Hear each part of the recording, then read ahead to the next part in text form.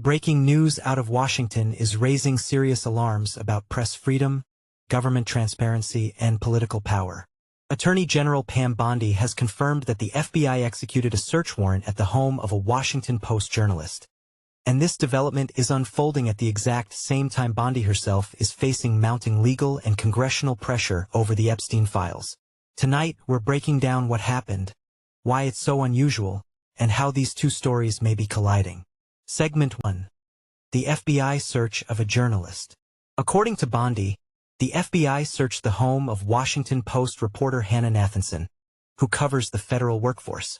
Bondi claims the journalist was obtaining and reporting classified and illegally leaked information, connected to a Pentagon contractor who is now behind bars.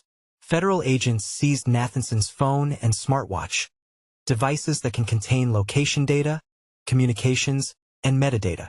The Washington Post responded by saying Nathanson has been involved in some of its most sensitive and high-profile reporting during the second Trump administration. Legal experts say this type of search is extremely rare. Historically, the Department of Justice has avoided searching journalists' homes because of First Amendment protections, even during leak investigations. But that safeguard changed. Segment 2. The policy shift that made this possible.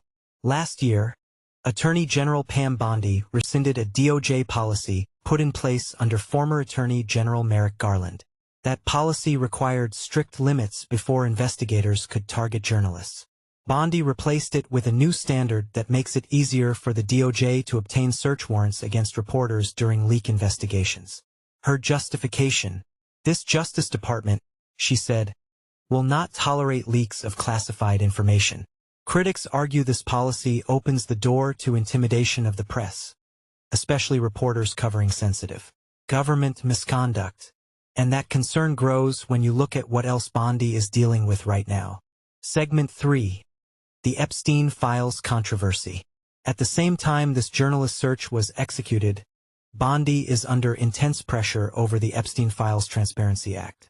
That law, signed by President Trump in November 2025, required the release of all unclassified Epstein-related records by December 19. The deadline passed. The Department of Justice forces Bondi's department to go on the record.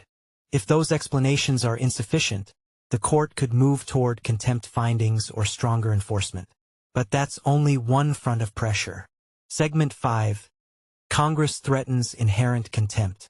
On Capitol Hill, a bipartisan coalition led by Republican Thomas Massie and Democrat Ro Khanna is preparing something rare: inherent contempt charges. This power allows Congress to personally fine officials who defy the law. Justice released less than 1% of the materials, most of them heavily redacted. Lawmakers from both parties say this is not partial compliance. It's outright violation of the law. Segment 4. The judge steps in. A federal judge, Judge Richard Berman, has now ordered the DOJ to explain what Epstein-related materials it possesses, why those materials have not been released, and how survivor privacy is being protected, accused of hiding legally required records. And while bipartisan lawmakers accuse the DOJ of a cover-up, supporters say Bondi is enforcing national security. Critics say this looks like select, without relying on the courts or the DOJ itself. If used, Bondi could face daily fines until the Epstein files are released. The last time inherent contempt was seriously used? The 1930s. That's how serious lawmakers say this has become. Segment 6. Why this moment matters. So let's be clear about what's happening. A journalist's home is searched under a newly loosened DOJ policy. While the Attorney General who approved that policy is enforcement, intimidation of the press, and protection of powerful interests. Outro. Whether the Epstein files are finally released, or whether the pressure forces accountability, remains to be seen. But one thing is clear: the collision between press freedom, government transparency, and political power is no longer theoretical.